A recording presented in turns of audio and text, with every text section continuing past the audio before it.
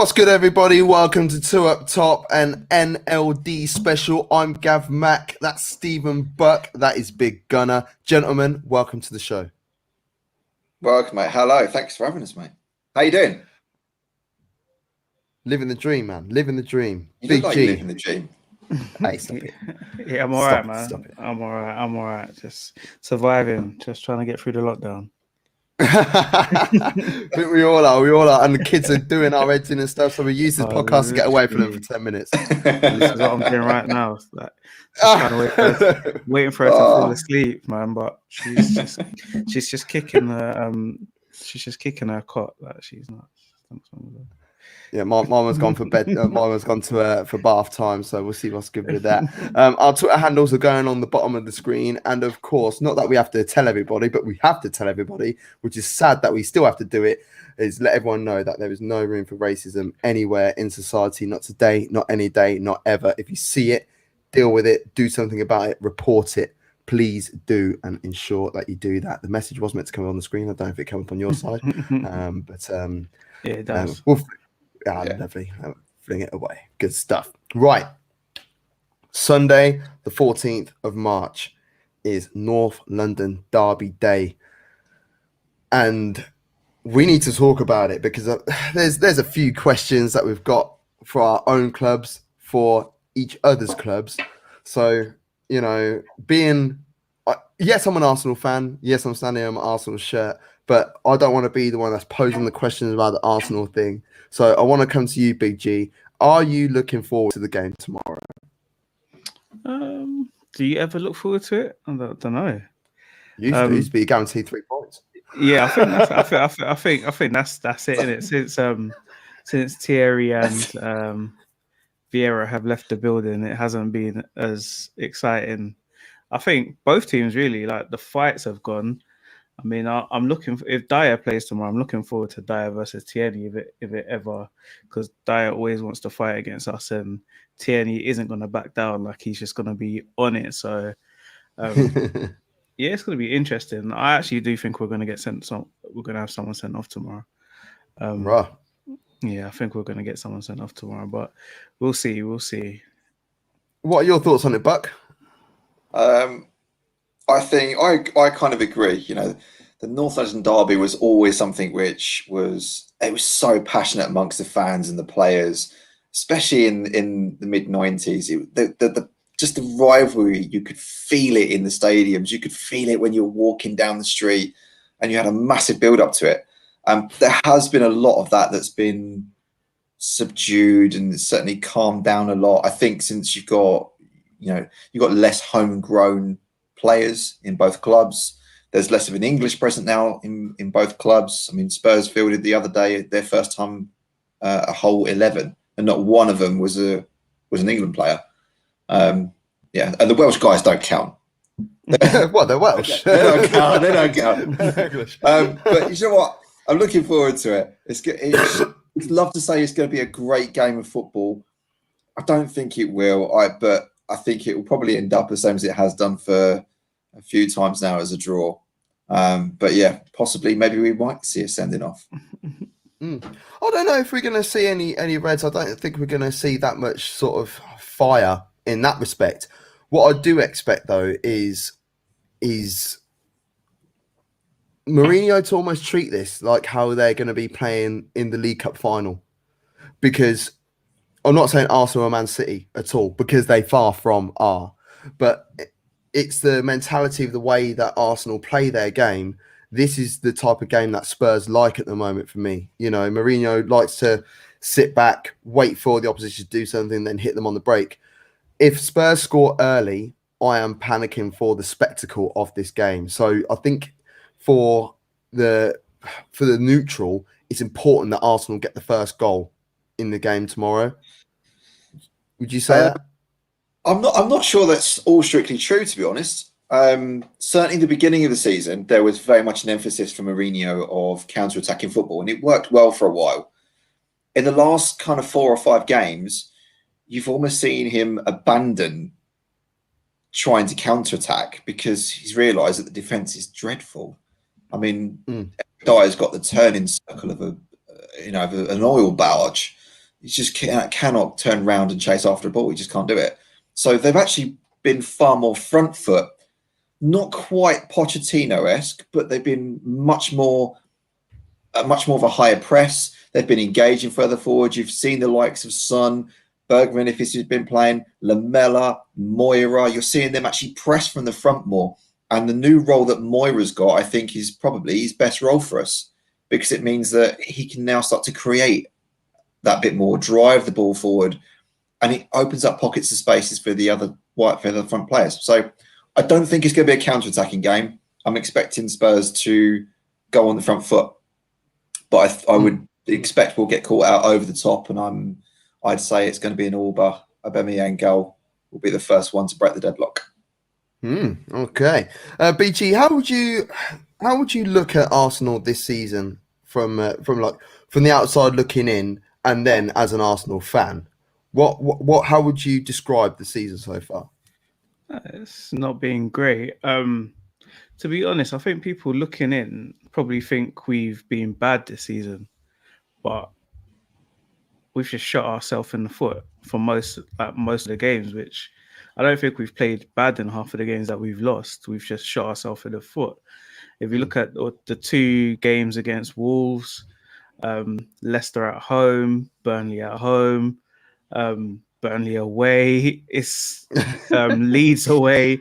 It's just individual. This is getting longer, bro. Yeah. The thing is, people will blame Arteta, but you can't. Arteta doesn't send these players on the pitch and say, "Listen, I think today's the day you get sent off, or today's the day you're going to give the ball to the opposing striker just to score a free goal, just to make it interesting." It's literally individual errors that are killing us. And I mean, Man City killed us. Spurs beat us convincingly in the last game, but I don't think there's been many games where we've convincingly been beaten. I think we just keep shooting ourselves in the foot when we're in a good position in the game. And I feel like our defense isn't bad. It's just that I don't know, man. I don't even know how to explain it.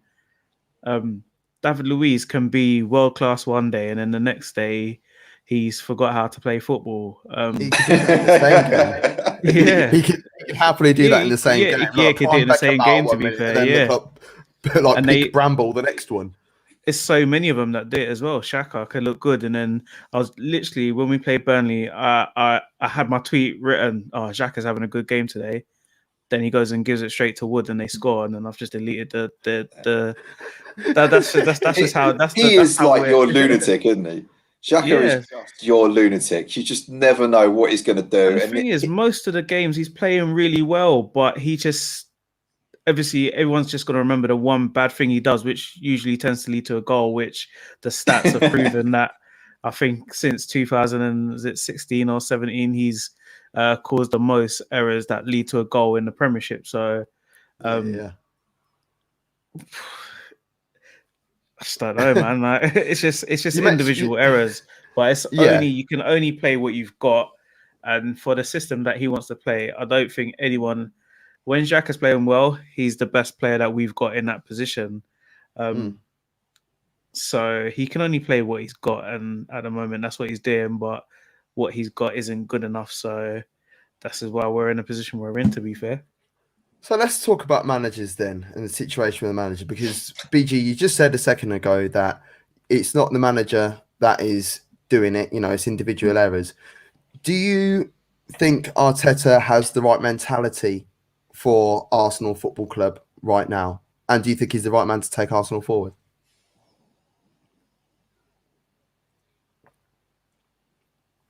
I think I might have lost you. Did I lose him there? Have I been the one that's lost? He's moving. Is it me who's lost? Right, okay, sorry. Yeah, so, I didn't know if it was me or not.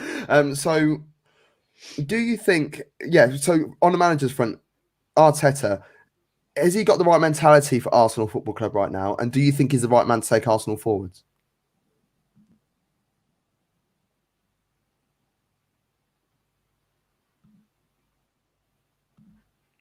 Gone again? I don't think BG can hear you. You can't hear me. I can hear you. Yeah, I can hear you. I thought or was you talking to me? I'm talking to you. I'm talking Oh, about Arsenal. sorry. I'm. You know what? I'm sitting there thinking you're talking to Steven, so I'm just sitting there like, can Steven hear us? Like, he No. just looks still. Oh, sorry. Oh, apologies. No, apologies. it's that shirt. I'll edit That one that bit there. out. That one there. I'll edit Sorry. that bit out. Apologies. Yeah. I can go get my neutral shirt on if you really want me to answer that one. But like, It's really hard to tell. To be honest, he should have never have been given the job in the first place. But while he is our manager, you sort of have to, or you have to support him. I said he needs 4 transfer windows, and it wasn't as much getting the players that he wants in; it's getting the players that he didn't want out. And people forget this is the same. Half of these players are the same players that Arsene Wenger had. So you can't really change their mentality, and the only thing you can do is get rid of them. And I think that's what he's doing one by one. The ones that he can't really change their mentality, he's getting rid of them one by one. And I It's mean, hard though, people isn't it? saying, yeah, it's impossible Like, to because get rid of a player that's on good money, yeah, that's why in we've had this to kind of to season, give it's them away. incredibly hard. We've given them away for free. That's what we've had to do. So obviously we've just decided it's just best to just take the hit, because I mean we all can just listen to rumors and say that the guys that were gone were the ones causing trouble, but you never know, innit? But yeah, he's I think he's doing the best. I think another manager maybe would have got a bit more out of the squad. Obviously dealing with things that they've dealt with in the past. We're talking about someone that's never managed a football team in his life. So he's learning on the spot. So things, say he came to us in 5 years' time after he's managed a couple of clubs, there would have been signs that he would have seen and been able to deal with, which a lot of these things that happen at Arsenal probably wouldn't have been happening at Man City. So he's not used to it. But then he was also a part of this team. He's played with quite a few of the players. So he kind of would have known, but I probably don't think he would have known it was as deep as it was, to be fair. And yeah, it's no surprise, and he's got rid of a corner of players, and I think he's going to continue to do it. And then hopefully he can get a couple of guys in that he knows has the right mentality, to be fair. And your thoughts on Mourinho, Buck? Where are you with that? I think I'm in pretty much the same position now as what he was when we took over. The biggest thing that the club needs, and I'm focused club first, and I'll come to the team second. The biggest thing that the club needs, and by that I mean the board and Daniel Levy, was a change of mentality. Mentality starts from the very top, and if you want to breed a winning mentality and a desire to be more than what you are, Mourinho is probably the biggest personality to push that across and change the behaviours of the board at Tottenham. If he can't do it, no one ever will. Is he the right fit for the team with the calibre of players that we got in the various positions? I'm not convinced he is from a playing perspective. Mourinho teams have always been based on having top class defenders. And he doesn't have that anymore at Spurs. He hasn't.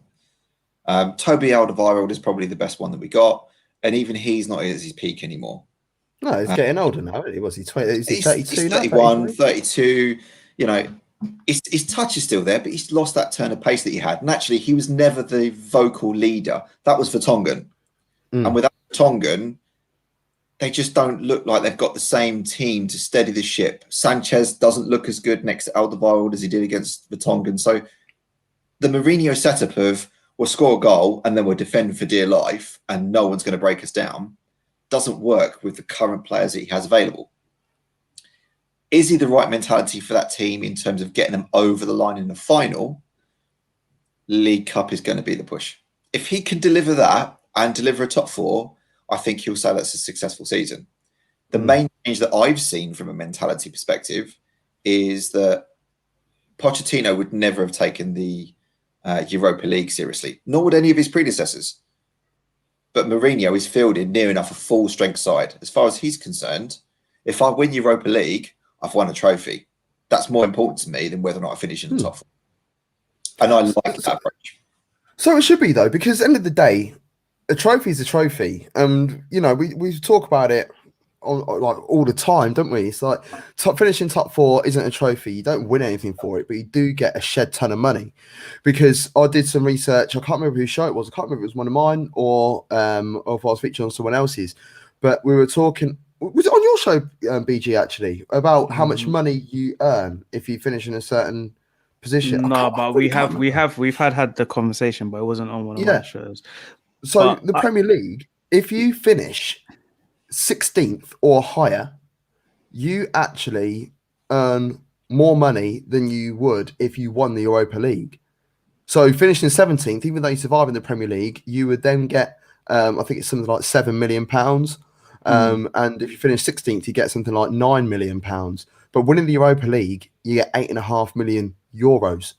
So, and the euro and the pound is pretty much the same. It's almost one for one, isn't it, at the moment?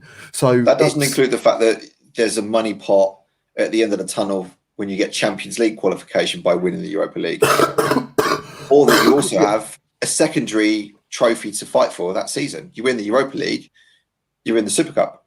Yeah, but you don't win anything for that either. You get a pat on the back for the Super Cup. I mean, like English clubs, once again, they don't take that one seriously, which I think is a joke, by the way. They should. I'm in your boat. I 100% believe that you should take every trophy seriously, because at the end of your career, you go and look back on how many trophies you won. You don't walk around your house when you finish your career going, oh yeah, got that money. Oh, got that money. Oh, I haven't got any money anymore. You know what I mean? You go. It's like when you're doing a stadium tour, you don't just see briefcases of cash. You see trophies if you go to the right club, of course. You don't see that. You don't see either if you go to ours. Because we've got no money either now. got no money, got no fans. But like what you just said about, that extra incentive, that money that you get for playing the Champions League. If you don't get out of the group stage, you earn the same amount of money as you would just by competing in the Premier League. And you're there anyway. So clubs are just so money focused and money driven.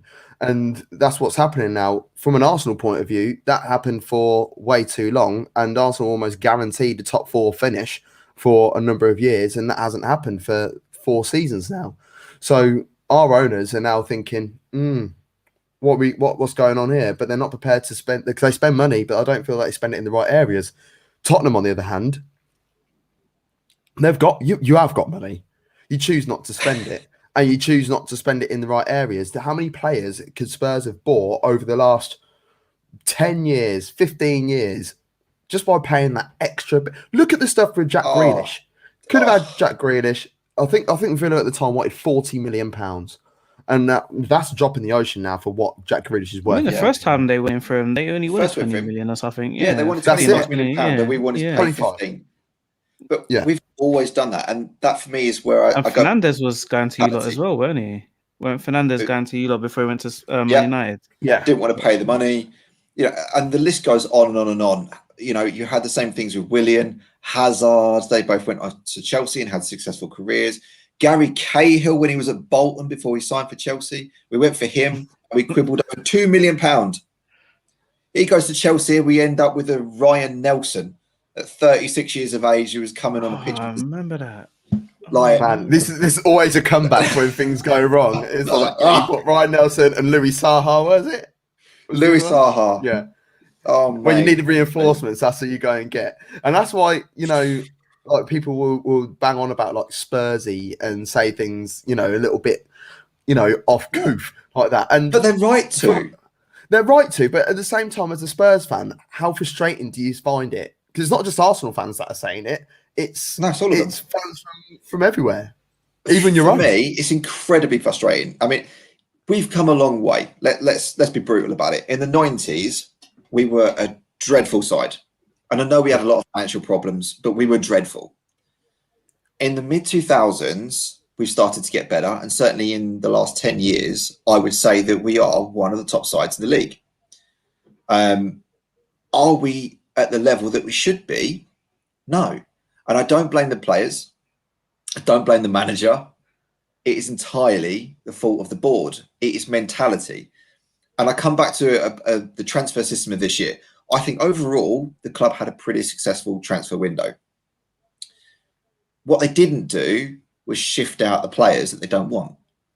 Mourinho's made no sort of hesitation around the fact he doesn't want Danny Rose, which I think is a travesty because I like Danny Rose. But the board hasn't got rid of him. He's still sitting around the under 23s earning 70 grand a week. And the rest. You don't want to let him go for free. And you're like, well, that's fine. You don't want to let him go for free. But if no one wants to buy him, you're still paying him 70 grand a week. Why not just pay him and tell him to go? I don't think the documentary helped, to be fair, on for certain players. I don't think that documentary helped. And I think people would have seen that with Danny Rose and just thought, okay, this guy's trouble. I'm not willing to pay money for him. So let's just wait for his contract to run down and then we'll go in for him. Yeah. Because like he didn't have a great time at Newcastle, but he didn't have a terrible time. And someone like Newcastle, who are a big enough club for him, should have been snapping him up. There are loads of clubs in the Premiership that should have snapped him up, but they didn't want to. But I think some people watched that and they kind of got turned off by people like Dele Alli and Danny Rose because they questioned certain things. But I think the issue is you've gone from Pochettino, who's this exciting attacking football, to the other end of the spectrum, and half of them don't know what to do. Like now you're telling me to defend when we've got defenders for defending. Like now you're telling me I have to put in the hard graft, and I think that's why it's taken so long to Spurs to get to this point of Mourinho, where people are starting to buy into it. But again, I don't know personally if the League Cup will be enough, because Harry Kane is probably the second best striker in the world. Is a League Cup enough for him? Is a League Cup enough for Son? Like the way he's been playing over the last three seasons, is that enough for him? Europa League, that's slightly a bit bigger. But I think you're at that stage now where it's make or break. Like for some of these players, they're just gonna just be like, I've given you Kane's at 9 years now in the first team, 8 or 9 years. 13 season, coming out to that, but yeah. So, and he hasn't won anything for being the best striker in the Premiership for the last Audi 8 Cup. years. It doesn't count. It doesn't count. Emirates Cup counts. No.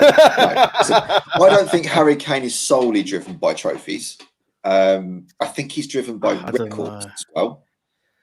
And I think his records could blow anywhere he goes. Like having a Spurs record isn't the same as having a record at Man United, which he could easily have. Like if he went to Man United or Man City, he could be the highest goal scorer ever in the Premiership. Or not, maybe not. I want him to stay. If he went to Man City, I want him to get the record. I really do want him to get the record. I want him to beat Shearer's record, because I was lucky enough to see Shearer. Do you know what I mean? So, like, as I was growing up in that, but I love watching records being broken and people getting close to that. So, I thought Aguero was going to be able to do it, but his injury record has been dog over the last couple of years. But even this year in particular has been bad. But and last season, but season before, and the one before that, and the one before that, he still have a period of time out, and he was still bagged 20 plus goals in the season. And I'm thinking, you animal, how'd you do it? But it's happening with Harry Kane now as well, isn't it? Harry Kane will have periods of time out and he'll still come back. The longest he's ever gone without scoring a goal in the Premier League is 3 games, I believe. Yeah. That's a ridiculous record. Crazy record. He's a quality player. He is world class. There's no doubt about it. He is. Everyone was banging on about him being a one-season player or one club player. If you've got Harry Kane in your team, unless you're Bayern Munich, Madrid, Barca, you probably are going to be that focal point. Is going to be Harry Kane. He deserves to have more than just records. I don't just want to see him break the Premier League record. Selfishly, as a Spurs fan, I want to see him break Jimmy Greaves' record and be the best goal scorer that the club has ever seen, because I think he's that good. But he does need to win something. We cannot keep hold of these players unless we deliver something on a consistent basis. If you put a couple of seasons worth of not being in the top four as a blip, but you're winning something else, that's fine. But if you don't do either, and he doesn't see the club progressing, he will go, and he'll go to one of the top clubs out there. You're just lucky that he has no. I don't think he's cultured enough or has that to want to leave the country. So that kind of it narrows it down. Like for me, it narrows it down to Man United. I don't think he's not going to go to Chelsea. I don't think City is. I don't think he would go to City. I don't think it's his type of club. So I literally think Man United is his only viable option. And you're lucky they're not willing to put up any sort of money for the right players at the moment. They would rather spend that on Sancho and break the bank, get Harry Kane. He's proven. But yeah, it's just a hard one. I don't think he's doing something as a step up though. I would love to see United as a step up. Honest. Yeah, but if he went to Man United, it's Manchester United Football Club. Manchester United Football Club has enough clout in order to. I mean, the league positions are making up for it as well. I mean, yeah. The difference is if he goes to Man United, I think they are a lot closer to winning the league than what they are now. I mean, they're 10 points behind. If they had Harry Kane playing instead of Martial in half of these games, easily they would be top of the league in my opinion. And it's not just having him there. I think that the level of players that will start wanting to go to Man United again. If Harry Kane's there, because they're going to want to play with Harry Kane. At the moment, players are turning down Man United. That has never ever happened. Like if Alex Ferguson wanted Sancho would be playing for Man United right now. Like that's the mentality, isn't it? Yeah, that's the mentality of Manchester United back then was it doesn't matter if it's just your price is 108 million, the money would just be on the cards. They wouldn't be going, oh, can we get it for 98? No. That's the price. Fine, he's mine. Thanks very much. Yeah, I just think there's not many. I think where Spurs are lucky, there's not many viable options for Harry Kane. So I think he'd go City. That's where I think he would. I can't see it. City were going for Haaland, or. But then again, I can't see Haaland in a Man City side, and a lot of people will get wound up by these sort of things, and it's like, well. Haaland is way too good. He would easily get into Man City, but I look at the style that Pep plays. It's not suited to a Haaland. And that is like the thing with same like with Werner when him going to Chelsea. He doesn't suit a Chelsea. I reckon if Werner had went to Liverpool, we wouldn't be worried about what Werner's up to right now. We'll be praising him about what he is doing because of the style that they play, off the shoulder. They play with a high line and they break lines down. This is what Liverpool have been known for, what they've done really well at. And if you look at what he was doing when he was at Leipzig, it's very similar to what Liverpool are doing as well. Leipzig and Liverpool are more similar than Leipzig and Chelsea. So when you're buying a player, you have to look at your system. How would this player fit into my system? If you're looking at changing your whole dynamic, then that's a whole different ball game altogether. Yeah, which I think Man City will do because I don't see Pep being there for longer than 2 years, to be honest. So, it's just back to Harry Kane. I just think I think you're lucky, just lucky that this has come around. COVID has come around, so teams are not going to want to spend mega bucks getting him. To be fair.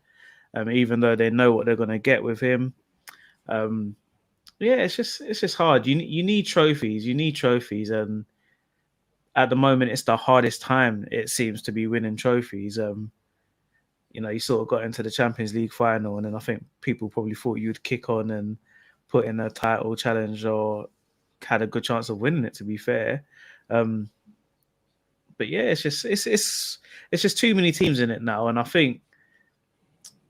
Your chance, unless Mourinho does something this season, I think your chance may be slipping away, especially with who you've got in charge in terms of spending money and trying to claw back the other teams ahead of you. I think longevity. And then stay beyond 3 seasons. Everton, there's Arsenal going to come back eventually. Everton, Liverpool going to come back.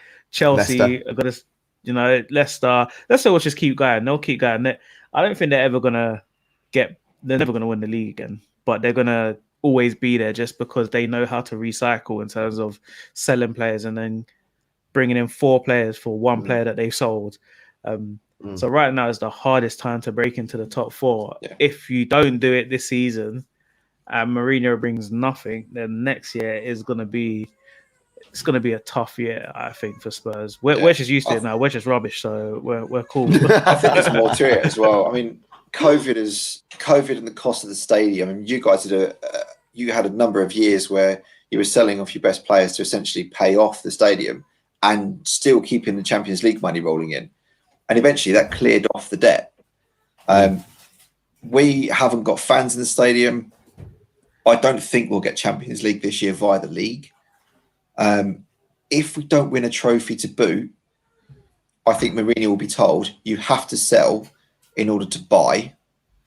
And then it's a question of who do you sell? You can clear the dead wood out, but that'll probably only get you 20. Might get a lot. Yeah, it won't recoup. So if you actually want to make a change, you're looking at selling 2 of your best players. And I think he'll look at probably Son first over Harry Kane. And I think he's probably easier to sell Sonny than Kane because I think so. 50 or 60. Kane and he'll go abroad. And he'll go abroad. 100%. Kane, I don't think will want to go abroad because he's very family orientated. He's just he's not It's not in his lifestyle. And I genuinely believe the only teams that can afford Harry Kane's price tag, which is at the minute rumoured to be about 150 million, is the likes of Manchester City, Chelsea, Man United. But I think out of those 3, he'd go to City because he would only go somewhere with its almost guaranteed titles. And I think if you were, I think if you were to go to City and say, okay, like, look, Harry Kane wants to leave, he wants to come to your place. Can we have a couple of players? I reckon that would be the best way to go around it, rather than anything else. Who've they got? Like, you can only really take Mahrez from there. But is it? Are any of their players going to want to take that step backwards? Well, you can turn around to Mahrez and say, look, we ain't going to play you. We're selling you. Under a Mourinho side. And that's the thing. Who knows? Who knows? Do those players that are used to playing possession-based, are they going to want to put in hard work and graft and fight Mourinho wants? I don't think they will. But then they will understand and know that Mourinho are going to be hanging around for much longer than 3 years anyway. So that comes on to another question that I can't see Mourinho being there at the end of next season, the 21-22 season. I can't see him being there. So who do you think, I'll come to you first, Buck, because you're a Spurs fan. Who do you think is the best person / next in line to take over at Spurs? Brendan Rodgers. I think he's got the style that the fans would like. He's very good psychologically and coaching tactically with younger players and getting a team to adapt. He's proven himself at Leicester that he can do it in the Prem. He did it really with Liverpool and was very unlucky not to come away with anything there. Celtic, for me, perhaps you could throw in dealing with the pressures and expectations of trophies, but they didn't really have anyone else to challenge them. For me, he's the right experience, the right fit, the right track record that the fans would love him. Would Levy love him? Probably not. Levy will want someone that's cheaper to get hold of and someone that isn't going to challenge him and the board in the same way that Mourinho would have done. And that, for me, isn't him. I think he'll look at Hasenhüttl, and I think he'll possibly look at, is it Nagelsmann over at Leipzig? Nagelsmann. That for me is where Levy will probably look to because they'll be cheaper and more accessible and less likely to challenge the board's behaviours. BG. Yeah, I just think it's just whatever they do now. Unless you spend money, it's just I don't know. Leicester are getting away with it. I think I don't know who's in charge of Leicester, who's signing their players, who's going and finding these players. We need them at Arsenal, to be fair. 100%. look at the players that they're getting 100%. in for the sort of money. But is that the Leicester just brand. think, If you guys went after a player and Leicester went after a player, that club, I think, when they're taking the bid look, sees Leicester City and doesn't immediately go, I'll stick another 10 million on because we know that club has got loads of money behind it. Whereas I think they look at Arsenal, they look at Man City, and they adjust the price tags of the players. Yeah, I agree think with I think that's the thing. You've got to look at them early. Like you've got to get to them early, and I think that's what they've been doing. But people forget that what's his name in midfield for them? Tielemans was like £40 million. So yeah, they're Tielemans not cheap. cost cash, yeah. They're not cheap players, so they're actually finding players. Dennis Pratt, I think, was 25, 30 mil. Yeah, so they're spending quite a bit of money on players, and obviously now teams are clocking on to Leicester. I think Leicester can't get away with this for much longer because, especially if they get into the Champions League, teams are going to know who they are now. They're going to see, wait a second, you got 80 million for Maguire and you got 50 million for Chilwell. You've got money. I worry about Brendan Rodgers. His arrogance levels are they're very, very high, and I don't know if any of the top teams would put up with him for too long. We put up with Mourinho. Yeah. True. I mean, the difference is Mourinho has been there and done it, so he's actually got he's got trophies. Yeah, Brendan Rodgers doesn't have a reason for having a 6-foot painting of himself in his house. Like he hasn't won a trophy. You don't deserve that unless you've won a trophy. You shouldn't be that big headed. But like you say, he's a terrific coach or manager, whichever way you want to look at it. He got Liverpool closest to winning the league with the players that he had. Leicester look formidable again. It's just I think now is the time, if you're Arsenal and Spurs, to be looking at a manager that finds players that nobody knows, because this is the only time you're going to get away with it. Like, you're always looking for big money signings, but while you're down in 10th or while you're down in 8th, while you're quite low, is the best time to say, you're going to have to write off a season to do it, but just do it. And now look at Leicester. They look like they're actually not going to bottle it this year, so... But have boards got the patience to be doing that? Because when you are not, it doesn't make sense though. Because when you look at it, it doesn't make sense because we're pretty much basically going to finish 8th for 2 seasons running. So that's 2 years you could have done the same thing. Spurs will probably feel like they should be top 4, but if they don't make it, then they probably feel like they've gone a step backwards by getting someone that was supposed to make them even better. So I think at the moment you look at Man United, look at Chelsea. Liverpool and Man City, and you'll say that's the top 4. Whether they finish that top 4 this season, in terms of how they've been playing over the last couple of years, the money, and their league finishes, everybody should say, okay, that's the top 4. Let's just go about our business in the background and try to build something while these guys are competing for a year. And I'll just take the hit. But like you're saying, boards are not going to want to do that because there's money to be made. But everyone talks about the Champions League money as well. It happens. They just pocket it. It's not like they're reinvesting in the team, are they? Because Spurs never reinvested in the team, and they've been in Champions League all that time. Arsenal never. Was it 3 windows? Spurs went through. They didn't spend a penny. So they're just pocketing the money anyway. So it doesn't matter. Right? It was 4. Oh yeah, 4. Yeah, so four windows. Of the 4 windows, you only spent money in one of those. That was Lucas Moura. I swear he's cheap. 25 million. And even then he turned up. He only kicked the ball 3 times over that half season because he wasn't ready and match up. Mentality of board and attitude. This time at the minute, talk about building sides. You're right. This is the period where you could actually write the year off and go, look, we're not making any money. Let's blood the youngsters in. Let's bring the next cycle through. But the irony is they've got a manager that doesn't blood youngsters and needs immediate solutions and likes experienced players. The one they sacked loves blooding youngsters and makes them a lot better. Yeah. Listen, this Mourinho, this was all about Mourinho saying, look what I can do with a team that are not doing great. This was nothing else. He doesn't care. He doesn't really want trophies. He just wants to boost his ego, because when we actually really break it down, he's always gone to the best teams in the league, or the teams that can spend the most money. Everyone says, "Oh, what about Inter Milan?" But that was when Juventus were down. So he Inter has. Milan, he still had world class. Yeah, when I world-class checked the team, when I actually checked the team the other day, when I was having this argument, I was like, "Wait a second, you had Cambiasso, Patrick Vieira, Milito, you had Vieira, you had all these players." Schneider. So you had Schneider, world class players. So should have won the wasn't Ballon like d'Or that year as well. Yeah. It's not like you've done it with players that are on their way out. You've done it with world class players. So that argument for me, you can't knock what he's done because he's won trophies. But I don't know. There's just something about him that I have never taken to, and this is his last chance.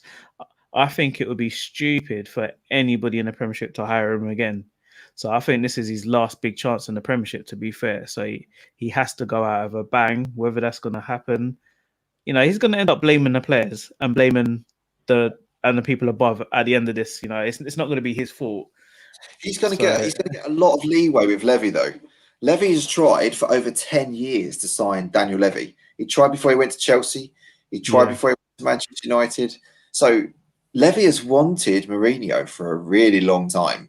And now that he's got him, I think he's going to get a lot more slack than possibly other managers have had. I think Levy was smart, because I think it was a little bit about trophies, but it was also about, okay, people might take us serious, like in terms of getting new fans and stuff, because now they're looking at, okay, we've got a genuine world-class manager.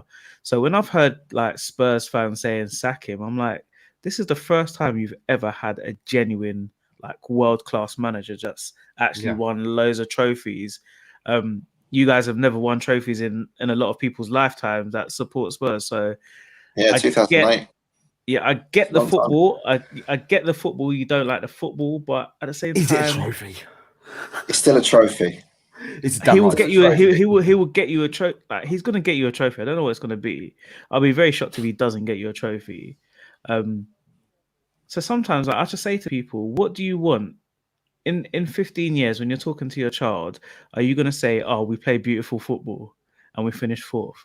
Or do you want to say, we won the FA Cup 2-3 years running, or we won this, we won that? That's, for me, that's what it's about. Because if you've ever played football, if you've ever done any sport, you don't celebrate coming second, you don't celebrate coming third, you don't celebrate coming fourth. At the end of the day, trophy cabinet. And what's Kane gonna have at the end of his? Just a load of man of the match and top goal scorer. I think runners up medal. Loads of people. It's not enough for him. It's not enough for him. It's not enough for a lot. You've got some really, really good players there. But again, buying into his style, I'm not sure a lot of them are. And there are issues in the squad. I mean, to be fair to Mourinho, there has been problems. I still don't think they've addressed the right back issue. They tried to with Doherty, and he's not really settled into playing right back as opposed to right back. Yeah, which is the best in the league. Well, you're sort of feeding into what I want to do, actually, because what I want to do is build a combined 11 for tomorrow. Combined stuff, it pisses a lot of people off, but I don't really care about anyone else. I care about me, and I care about you lot. Window. I've never done this before, by the way, the screen share. So we're going to see what happens. Oh, my God, look at that. Right. Okay. I think we're in. Oh, we can see browsing history there, Gav. Oh, God. I found a new one. I found a new one yesterday. I'll text it to you guys in a bit. So, right. So what formation do you think we should go for? That's got to be a start. Can you do 4-2-3-1? Yeah, it looks weird on here, but you can. When I was thinking about it earlier, I thought it does look weird, doesn't it? Yeah, it looks weird, but it is. So, like the left wing and the right the left midfielder and the right midfielder, they are actually wingers. So, ignore what it looks like. This is our current teams. Your cam looks really deep, but your cam's technically up here. So we know this anyway as football fans. So, in goal. Who do we go for? A lot of these positions are just so bad that it's literally a coin toss. It's subjective, isn't it? I honestly think this one's a coin toss. Like, having played in goal for a number of years myself, it's literally a coin toss. If you would have said to me 3 years ago, 4 years ago, I would have said Lloris was probably the best keeper in the world. Like, I thought he was that good. Now the mistakes are creeping in. You would have said, you would have said Leno, but then Leno goes and gives the ball to the striker the other day, which is, it's literally a coin toss. Like, I would go. Can we get Emi Martinez? Can we get Emi Martinez back just for this? Sure, I would go Lloris, but only on the basis of his communication skills with his back line. He's very good. He's a natural leader. When you take him out the side, there's a massive, noticeable difference, not just in the quality that's in between the sticks, but the communication. Do you know what? I agree with that. It's Yeah, way more noticeable when Lloris is missing than it is when Leno's missing. I don't know. Imagine if Runnelson's in goal, then you're going to notice that, aren't you? So, and I think if you had Lloris in goal, David Luiz wouldn't be as erratic as what he is, because Lloris. Of course he would. He is off. Mate, he played with Peter Cech. Yeah, he's had some of the best keepers in the world, and he was still David Luiz, man. Right. Left back, I don't think there's any argument. I'm sorry, that's got to be Kieran Tierney. On current form, because Reguilon's been injured, isn't he? Reggie's good. I rate Reggie, but I think Kieran Tierney's higher, so he's going in. Right back. Oh God, just stick the Arsenal guy in. We're dreadful at right back. Ori has put in some performances recently, to be fair. Yeah, he's also put in a lot of fouls and quite a few penalties leading up to those performances. So, I'm sorry. Right back for me at Spurs is a continual issue, as it has been all season. It's not been fixed, and they'll probably look at it again in the transfer window. Oh, gosh. So does that mean Bellerin or Cedric? It's got to be Bellerin, isn't it? Oh, God, I don't actually like this. Bellerin. Right, centre halves. I love Pablo. Gabriel. See, I'd go with Mari. I think Mari is the best defender that we have at Arsenal. He's an actual defender. I think Gabriel is. I think Mari's more calm, but that's because of his age. I think Gabriel is going to become a beast, just based on how much games he's played this season as well. I think it's only fair because Mari hasn't played many games, but yeah, that would be Toby, and I think Toby's been like one of the best centre backs in the Premiership over the last 10 years, to be fair. So yeah, it's been a boss. It's been solid. CDM, are we safe to say it's going to be Thomas Partey and Højbjerg? Yeah, that's who I had in my team. So I don't think that really requires much of an argument or debate. Højbjerg for me is the best signing of the window. Yeah, I honestly believe that, and I'll stand on that box as well. I genuinely believe if we hadn't have signed Højbjerg, we would not be in the top 10. I think he's that important to the team. He's so key to what is happening at Spurs right now. It really is. And anyone that's watched the games or perhaps doesn't quite understand what we're talking about online, if you go and watch the game, don't just watch what Højbjerg is doing when he's got the ball. Look at him when he doesn't have the ball. He's there, he's pointing, dictating the play, telling people where to stand, where they need to move.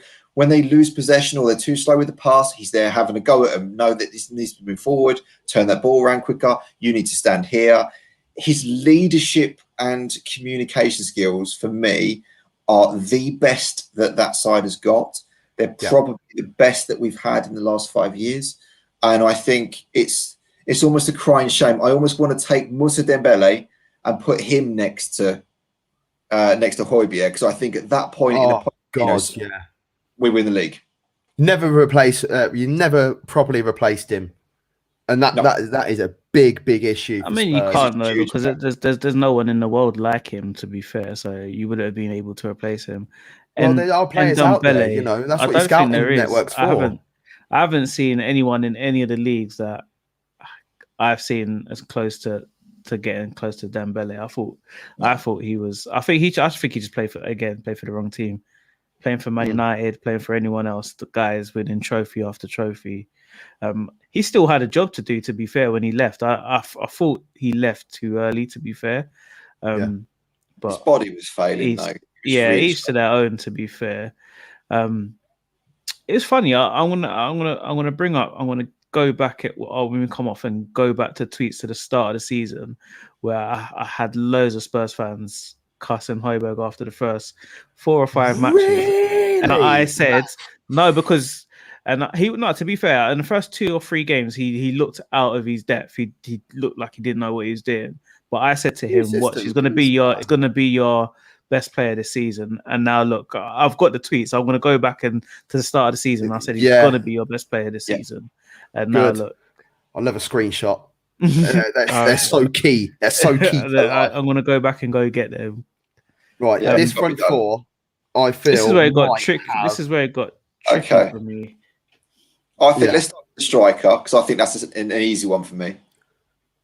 That's just Harry Kane. Oh, I thought you meant Eddie Nketiah. Okay, cool. We'll go Harry Kane. It's not even up there. It's Harry Kane. Which side does Willian go on, left or right? He's right side, really. But let's put him right on. No. Right. Son and Saka. Son, all day long on the left. So yeah, well, let's do it that way. And then Bukayo Saka has to be in there, man. Boy wonder. And then who goes in the hole? Central, the number 10 role. So the options here for me. You know what I had? To be fair, I had Ozil. I switched Son and Saka. Someone had to say it for a laugh. I had Aubameyang playing in Son's position, then I had Son playing where Saka is, and I put Saka as number 10. Interessant. But I like the idea of Smith Rowe, and I also like the idea of Ndombele. Ndombele as starting to show the reason why you signed him. I think he's done more over the course of the whole season and has been more instrumental. So on that basis, I'd back him as a central attacking midfielder. Although I actually think Moira is better in that position. But he's Lucas Moura ain't getting in this side season. Might stick Lucas Moura where Bellerin is. To be fair, he did all right as a right back, didn't he? Tanguy, he's going in just on the basis of the whole season, it has to be him. To be fair, let's have a look at balance. So we've got 1, 2, 3, 4, 5, 6 Spurs players and 5 Arsenal. But I'll look at that. Right back is questionable. Right back is very questionable. But I'll get that. I'll get that downloaded. And I'd still back Reguilon over Tierney. I just would. Yeah, I don't know about that. If we're putting the keeper in there based on his the way he leads and is a leader, then we've got to be putting Tierney in there because he is our leader. And when he hasn't played, we haven't been the same team. So it's basically the same argument. I'd have the same with Reguilon though, because you take him. But you got Ben Davis. He's dried up. Ben Davis, the bounce. He is. You know what annoys me about Ben Davis is his hair, man. He's that comb over thing that he's got going on that really irritates me. I just don't like Ben Davis. He's just waiting. Right, a lot of Spurs fans don't like Ben Davis. I think he is steady and astute. Why don't you like Ben Davis? Because he's a donkey. You know what? He's a donkey, right? He's good at. He's okay when you want him to carry straw or hay, or you want him in different jobs. But he doesn't do any of them brilliantly. You could race a donkey, but it won't beat the horse. You could use a donkey to pull the cart, but it's not as good as the horse. Like that is Ben Davis. Wherever you put it, there's somebody else. You know where I see Spurs? I see Spurs in the same bracket as West Ham and Newcastle. As in, Ross. Whoa! no, Listen, listen to the argument. Listen to the argument. Because I can see why you may feel like you're a top team, but I feel like this is the first time I've spoken to you, so I can't really put you in this Newcastle. bracket. I mean, oh my god! No, but listen to what I'm saying. But I feel like Spurs fans have this. Like, you feel like you're entitled. What are you actually entitled for? Like, this is the players that you've got. This is your level. Like, you haven't won any trophies or anything, so it's not like you could say we deserve. I mean, earlier you said we should be fighting for top 4 and higher, but on what basis? That you've done it in the last 2 or 3 years, but realistically, you're not. Even when people they still say Arsenal as the traditional top 6 team because they feel like they have to put us in there because we've done it for such a long time. We finished 8th and we're going to finish probably 10th or 8th this season, but we're still up there. Like, regardless of where we finish, we're still considered a top team. I don't think you are considered as a top team by outside of this country. I don't think people outside of this country and Newcastle, like, I only reason why I said Newcastle is because they think they're a top team. And I'm like, off the back of finishing second in the league twice in the 90s. Yeah, like in the 90s. West Ham, they keep saying the West Ham way, but what is the West Ham way? What way is the West Ham way? What the West Ham way when they stop bringing through the players? like it's just, I mean, all I'm about is trophies. Like Newcastle, we said earlier, I'm about trophies, and that's it. Like, if you can show me trophies, then I will consider you to be up there as one. I'm not just talking about you. I'm just talking about teams in general. At the end of the day, when I come to talk to my daughter in 10 years about Arsenal Football Club, I can say, listen, we won the FA Cup this many times. We won the league this many times. What are people going to say today? As a Spurs fan, what are you going to say right now? We finished top 10, and we had that Harry Kane. Trophies is an issue. Trophies is an issue. That already. Do you know what I mean?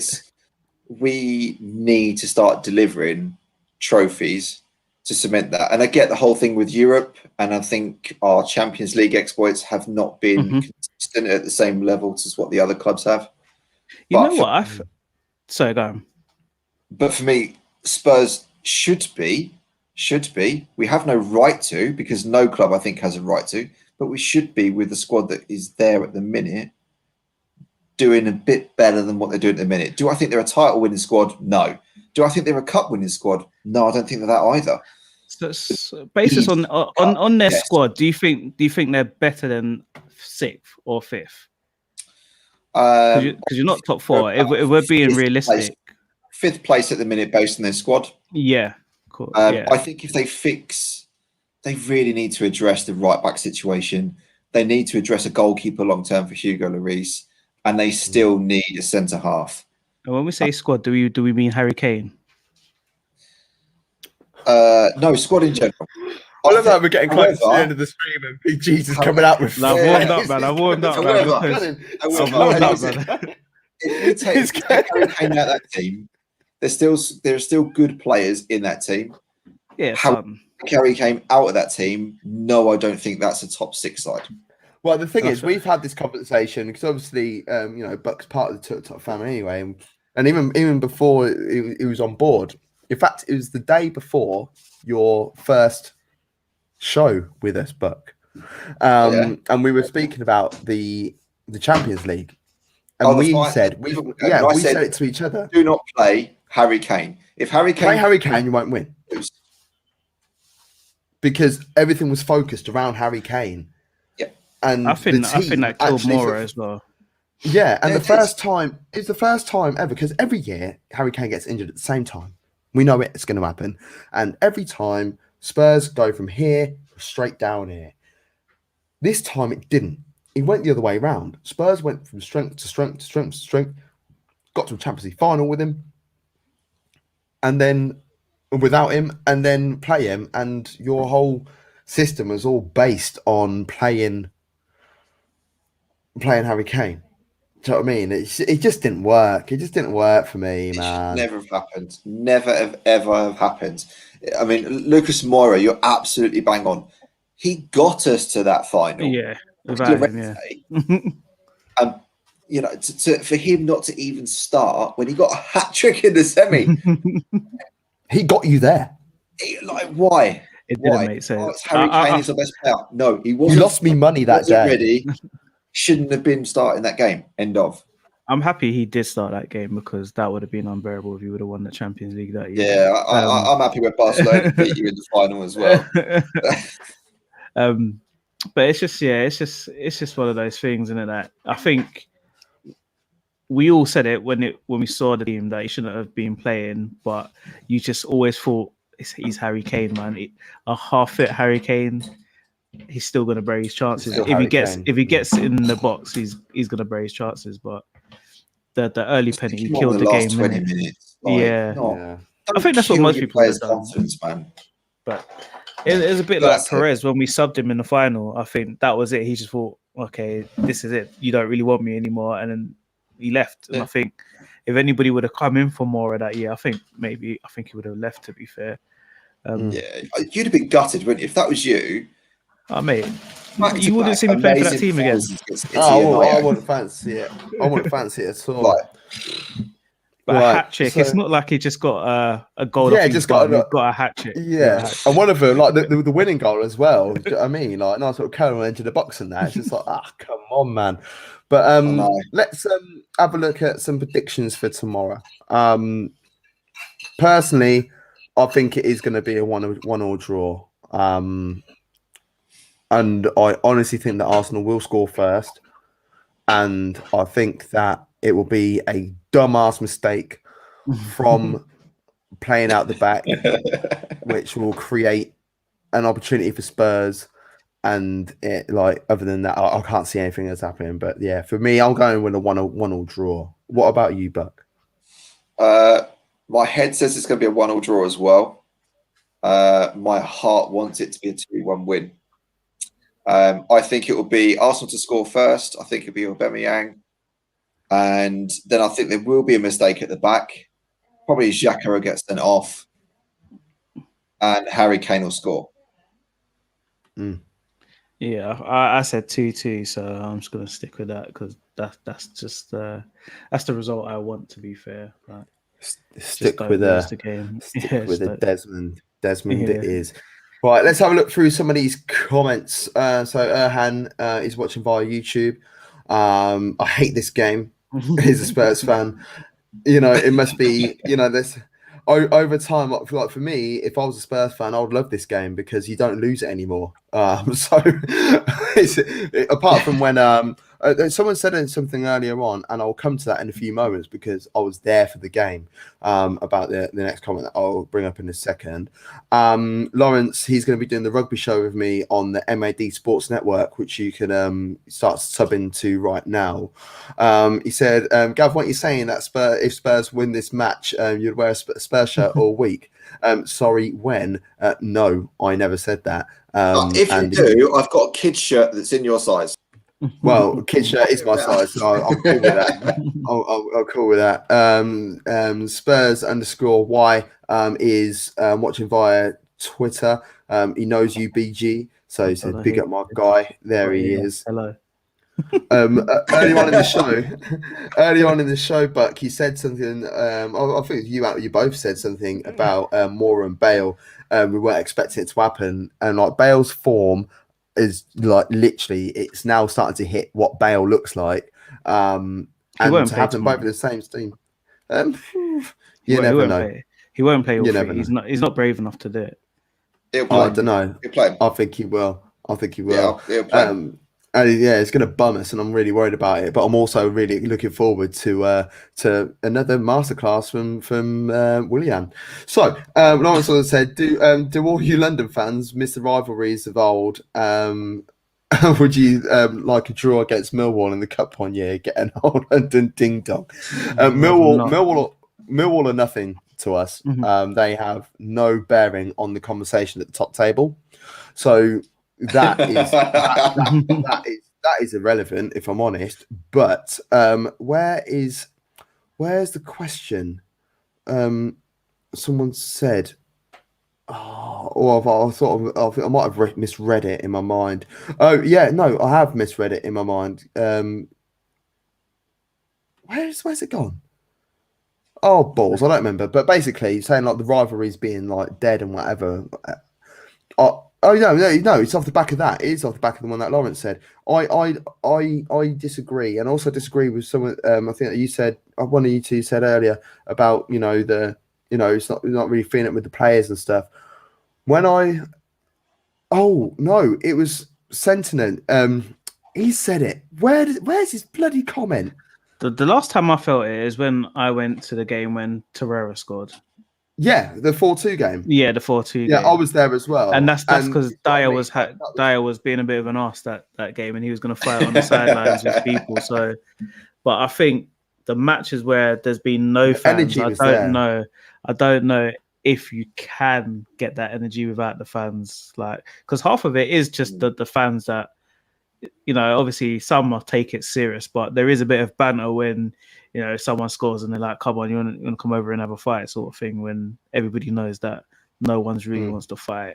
But I think without the fans, it kind of takes it away, probably makes it easier for the players, to be fair. But yeah, I think once everybody's back in, the first couple of North London derbies they're going to be fire, because everybody's would have missed it and they're going to be up for it, man. Yeah. This is the comment here that we haven't beaten since Emery, but yeah, that's fine. I was there, and that was 2018, 2018, 2019, 2018, 2018. No, I think it's 20. I think it's older than that.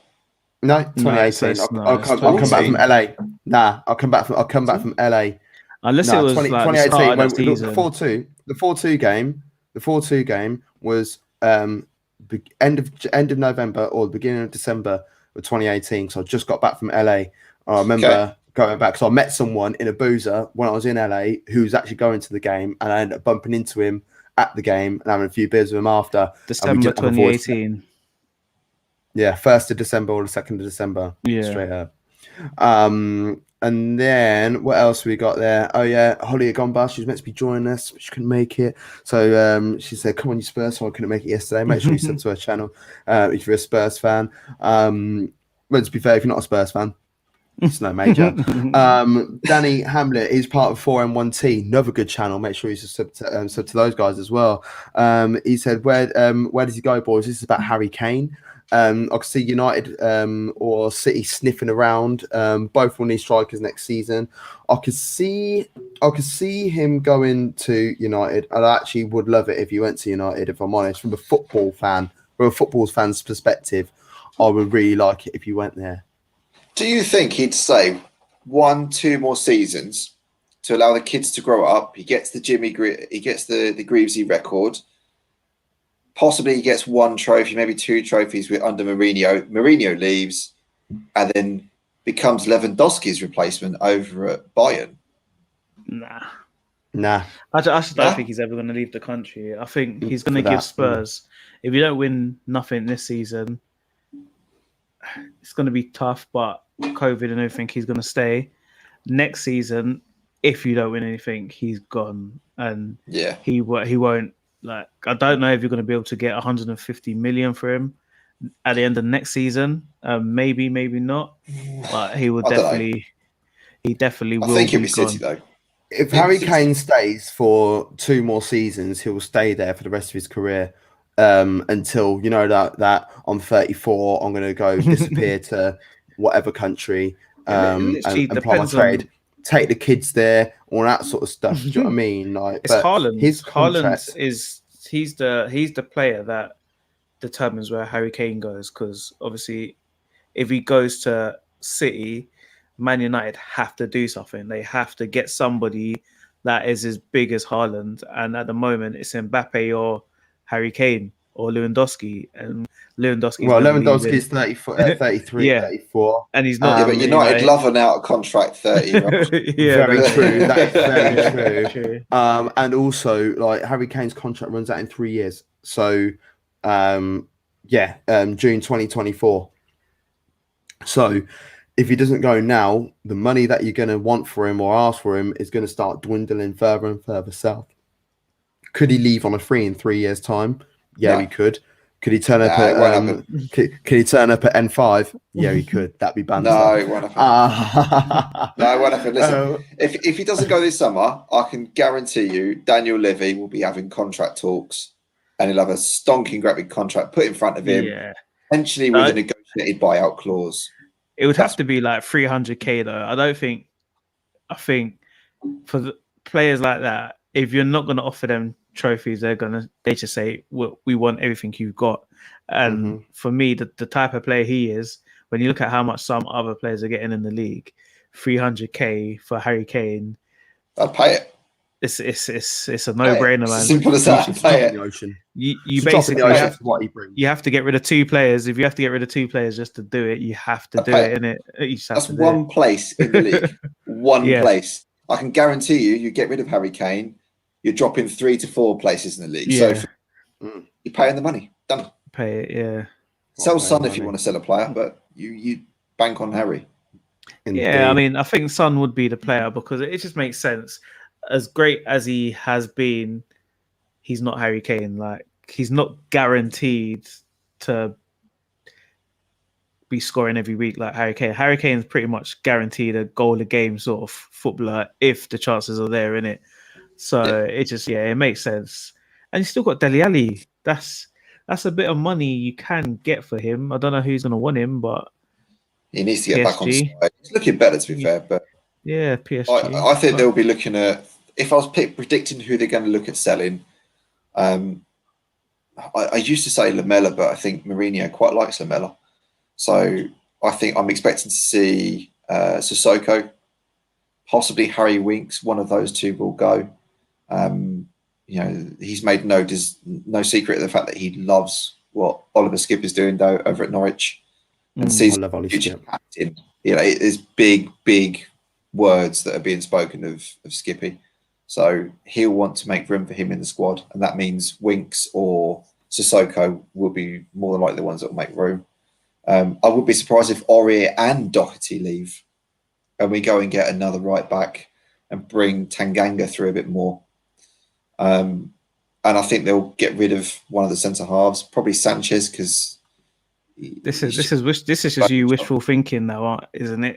I hope he gets rid of Sanchez. Do you know what? Sanchez, right? Honestly, did you see him the challenge the other night? Who were we playing? I think it was the Fulham game, and he went in on this play. And Sanchez is tall, he's strong, he's muscular, he's quick. He's got all the attributes to make a top quality centre half. He doesn't know how to marry it all together. That's what it is. And he can't mix them together, mate. He just can't. But he went into his challenge, and it was almost like he was asking the guy to let him tackle him. There was no aggression. There was no physicality. It was like, oh, please let me have the ball back. Oh, please stop. Oh, you don't want to... Okay, just run around me. Like, honestly.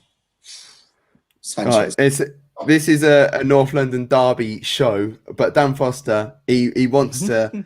He wants to know who's going up. Is he a Watford fan? I don't want it to be Watford anyway.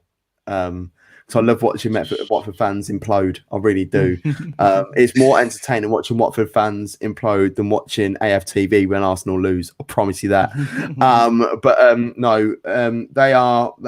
They shouldn't have. Well, they should have gone down last season. But over the last couple of years of what Watford have been doing, they shouldn't. I think they are a decent enough side to be in the Premier League.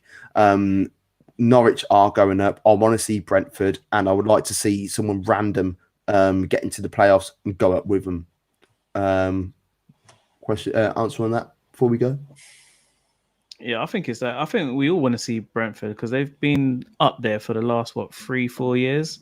They just miss out every year. So I'm hoping Brentford get in there because I'm just tired of teams like Burnley and Stoke and all. You just bring nothing to the league. Don't get promoted. It's just you just kill the league. We don't like you. It's the reason why people hate our league is for those cold Wednesday rainy nights in Stoke. So we don't want anyone like that. To be fair, I just hate anti-football teams. To be fair, yeah, 100%. I'd like to see Swansea back. Yeah, Swansea play some nice stuff. Yeah. I'd like to see Swansea back in the Prem. At Brentford, I'd agree with that one. Norwich, I think, is that they're there. Formality. I don't want to see Watford back.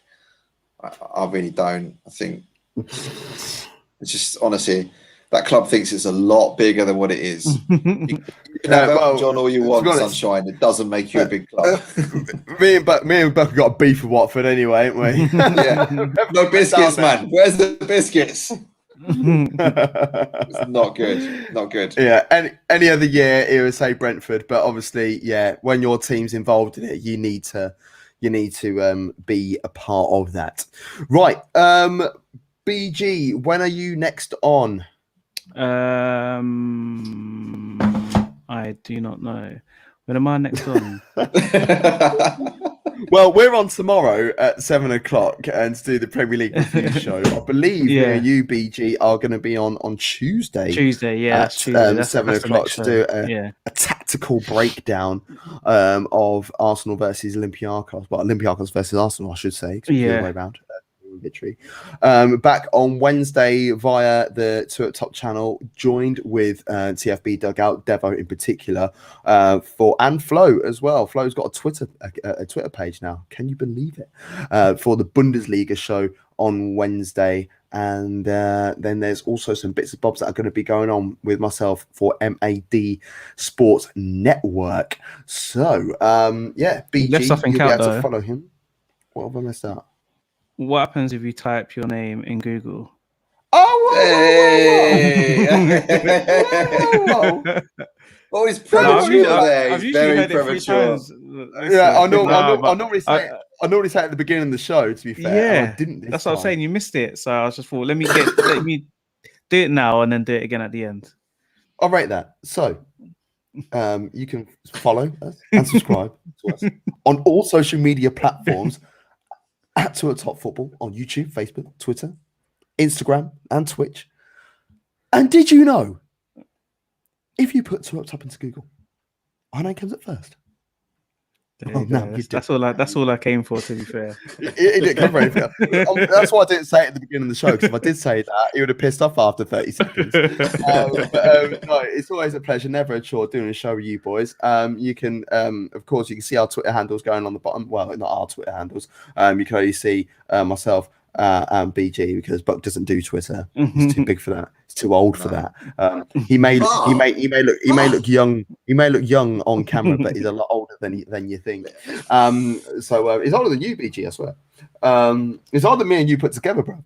Anyway, so is he better Nick though? Is it much better Nick? He gets himself a bait. But Buck, plug your book quick. Plug my book. Oh, okay. Sorry. The book. Hey. So inspired by is because actually I spend a lot of time pounding the pavements. So this is a book that's been written this year. That's not the nice thing to call her. Let's not go there. I was looking at them and I feel like I could see the Great Rinter Run in the background. Great North Run. So yes, that was. So the story behind that one, very briefly, is the inspired by an orange title was actually an orange of a 10-year-old boy. So he was there at mile 10 of the Great North Run, which was my first ever race that I did.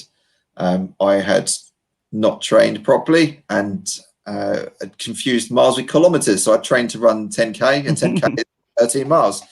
It's very different. Little lad gave me his orange and insisted that would make me Superman. And since then, that's kind of made me fall in love with it all. So that was the inspiration behind the book. And where can we find your book, Stephen Buck? Very soon. We're still doing a couple of bits of proofreading at the minute, but very soon you'll be finding it available at Amazon, both in a digital version and in a paperback version. Is it as good as Running with the Kenyans? I'm certainly not as good as Running with the Kenyans.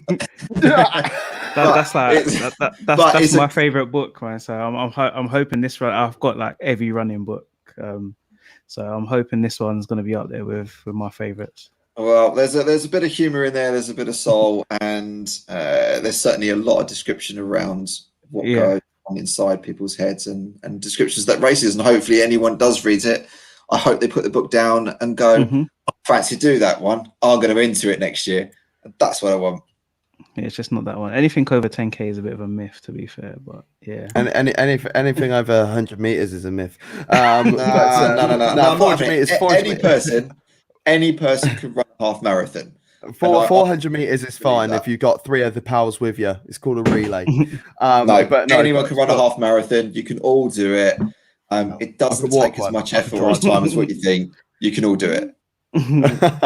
Well, Buck's book is going to be out very soon, but of course, make sure you like, share, subscribe to all of our bits and bobs at Top Football and MAD Sports Network and a Big Gunner TV on YouTube and Twitter. So enjoy the game tomorrow, or if you're listening to this tomorrow, enjoy the game later. Or if you've watched the game already, I hope you enjoyed the show that we did yesterday. Thank you, everybody. I've been Gav Mack. That's Stephen Burke. That's Big Gunner.